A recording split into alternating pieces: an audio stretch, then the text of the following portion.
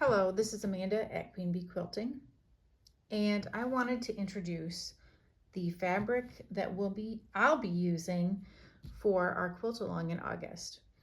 So a couple months ago, I started getting some Fableism fabric. They are wovens. So in addition to the pattern, which looks very organic and natural, we have this beautiful texture to it. Now the sprout wovens are all the little check pattern in various configurations, but one of the great things is a lot of them kind of have two sides. So if you look on this side, we have the light X's, but you flip it over and you can have the dark X's. So you can actually choose which side to use.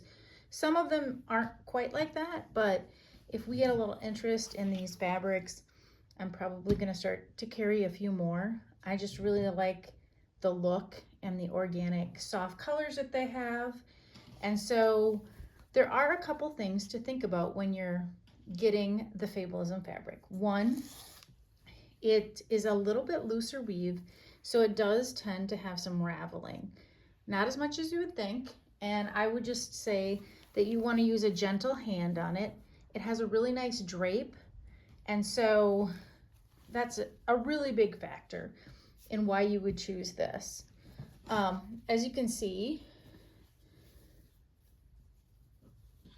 like I said, they have two sides because of the woven concept. In addition to being just really soft and lovely, they would make beautiful baby quilts. You have these great colors, and in the videos I noticed the colors don't do its justice with what we're working with. And if you notice, I already have mine marked as to which ones I'm going to be putting in the quilt. So when you get the fat quarters or the yardage that you're going to use in your wisdom flower quilt, that will be the first thing to determine. You're going to want to look at that map in the PDF and figure out where you would like the colors that you got, and then you can label them. So essentially, if you got even the fat quarter bundle from Fableism, you could totally have a different configuration of the colors and have a totally different quilt with the exact same pattern, which is one of the things I love about quilting. You know, I don't think two quilts need to be the same. You can add your own creative flair to every single one.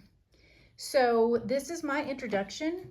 I will be doing a couple more videos on how to prep this fabric so that we can make those beautiful Drunkard's Path blocks that you should have been watching the tutorials for. So I'm looking forward to getting started with this fabric and get going on the quilt. So one of the ways that I prepare the Fableism fat quarters and the Fableism fabric wovens is to add a little best press starch alternative. So I actually buy this in gallon jugs. It lasts a long time. You don't need a lot.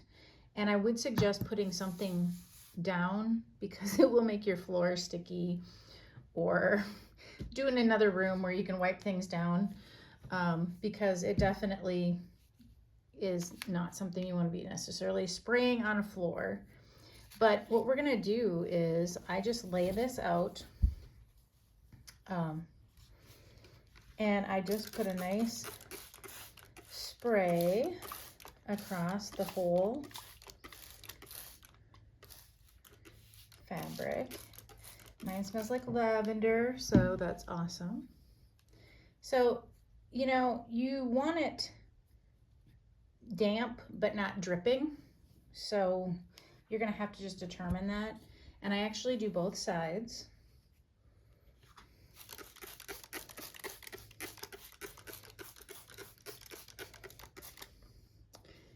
And, you know, after you iron this, if it isn't suitable for what you think it needs to be, you certainly can add a little bit more. Don't overdo it though. The point is to just kind of slow that fraying down and give you a little opportunity to be able to handle the fabric a little better. So that's the first step. We're going to take it over to the iron and then we're going to iron it out. So we're over at the pressing table and I'm just going to give this a good press, and I'm going to tell you I actually love using the steam setting on my iron. When I'm pressing blocks, I don't do a lot of moving of the iron. It's a lot of pressing, not rubbing. But when you're doing this fabric and you're getting that starch on here, we're just gonna go across and work through the fabric to get that just a little bit crisper so it's easier to work with. So I think you're all pretty familiar with how to iron, but you're just gonna go over the whole fat quarter in my case. If you have yardage, you certainly can do the yardage as well. So, and you just want to let that starch just really get worked in there. And again, that's going to wash out. It's very light. It's not like a stiff collar. So, but it just gives this woven fabric a little more structure. The beauty of the woven fabric, however, is the seams lay incredibly flat. They're super soft, and there's not a lot of bumps or lumps that can sometimes happen with a little tighter woven fabric. So it actually has some really nice properties that you may enjoy. So yeah, basically ironing your fat quarters. And so I do this with every piece of the Fableism fabric that we do. I iron on both sides. Takes a little bit to get done, but the prep is definitely worth it and gonna make your block piecing a lot easier. And this isn't just for Fableism. So I'm finishing up here, and I was just thinking, you're gonna want to iron all your fabric before you're cutting it. There is often wrinkles, especially in fat quarters where they get folded. Everything on the bolt often is bunched up. So you're gonna be ironing this either way. So you definitely can add the spray starch, give it a little extra body, or not. But I would suggest ironing before you do any cutting. It just will save you so much headache in the long run.